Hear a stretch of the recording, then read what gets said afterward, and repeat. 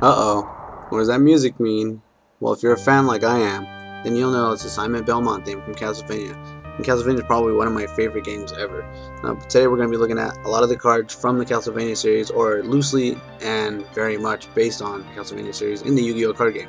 So here we go.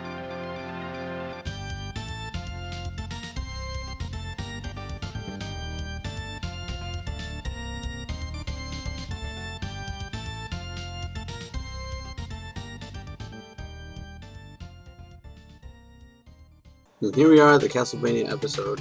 I've actually been wanting to do this one for a while. I had to actually do like a lot of research for particular cards because I would see cards and wonder if they were actually based on particular Castlevania enemies or Castlevania at all. And I found a few that were based on Castlevania things that I didn't even know, and some that I did know that I was just reassured of. The reason I'm showing this particular picture of Castlevania is because it's pretty much the first picture of Castlevania that anybody will ever see. It's the intro little walkway where Simon walks up to the gate, Dracula's gate, and he's about to go in on his first adventure. As you can see the castle in the background, and that brings us to our first card, Vampire Koala. You might be thinking, why did I pick Vampire Koala?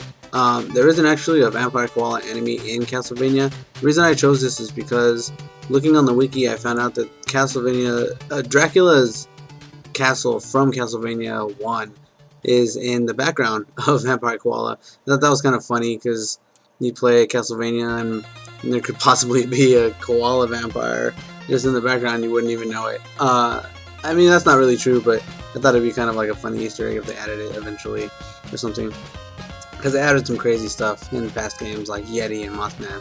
But there you go. This is the first card, and it's kind of funny because the monster isn't really the focus, it's more the background. The background is Castlevania's Dracula's castle.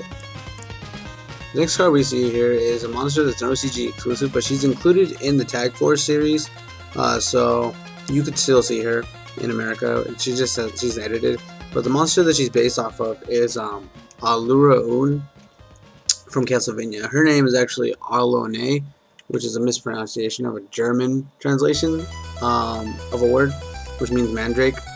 So, and a mandrake is a type of plant. She's a plant lady. So basically, that's where she comes from. She's just a lady in a rose that attacks you with like vine whips and stuff. It's kind of cool, and it's a nice throwback to Castlevania Symphony of the Night. Next card we're going to be looking at is Injection Fairy Lily. Now, Injection Fairy Lily isn't actually based on the next monster. The next monster may in fact be based on Injection Fairy Lily, or at least her design. The monster I'm talking about is Nyx from one of the recent portable Castlevania games. And she looks almost exactly like Injection Fairy Lily. She has a nurse outfit on and a giant needle. The only difference is she's kind of like an evil version with devil wings and a devil tail. Manicore of Darkness has been out for a while. He probably actually been out by the time I've been playing Yugi, and I'm surprised that I didn't make the connection because he's actually from one of the games that I really liked, Aria of Sorrow. He's a boss, and he doesn't look totally identical, but the color scheme is exactly the same, and you can see that he is based on the Manicore from Aria of Sorrow. A recent card that came out with, I think, a toy is Burning Skullhead. As soon as I saw his Burning Skullhead, I knew exactly where he was from. He's an enemy that's actually in pretty much all the Castlevania games. It's very difficult to find a picture of the older Burning Skullhead, so I'm going to use the one from Aria of Sorrow. And here we can see the character Soma drop kicking the Burning Skullhead underneath some stairs. First thing I thought when I saw Dark Assailant was those are from Symphony of the Night, and that's at least where my first memory of them come from.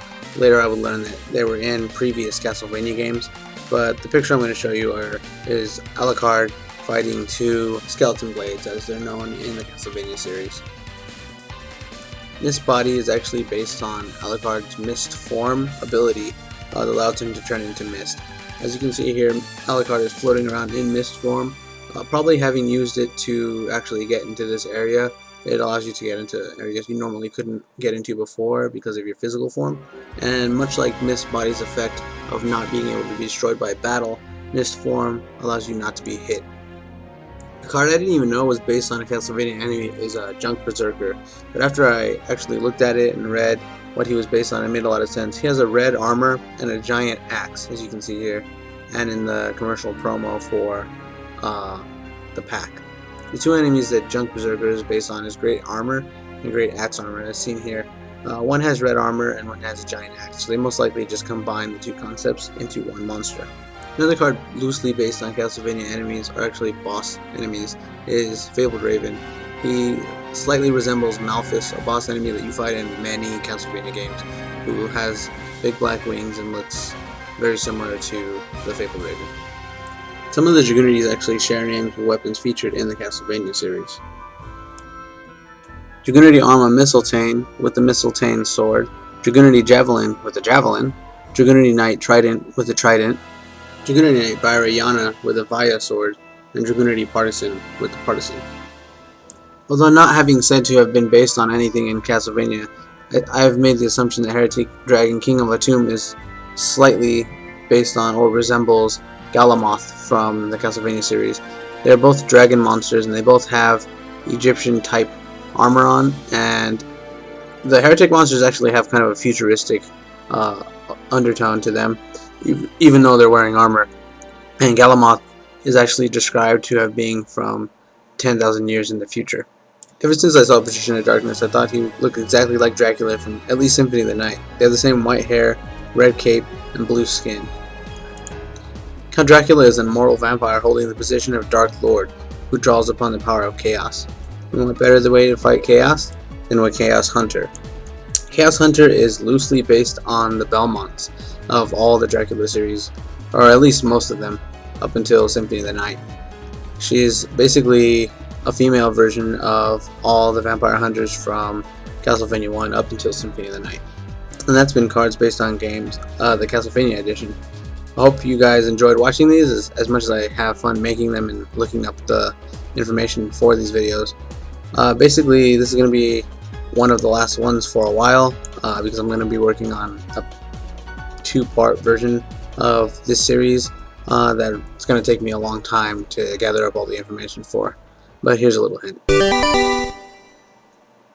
So I hope you guys liked watching the video. Hit the like button, hit the subscribe button, and I'll see you guys next time.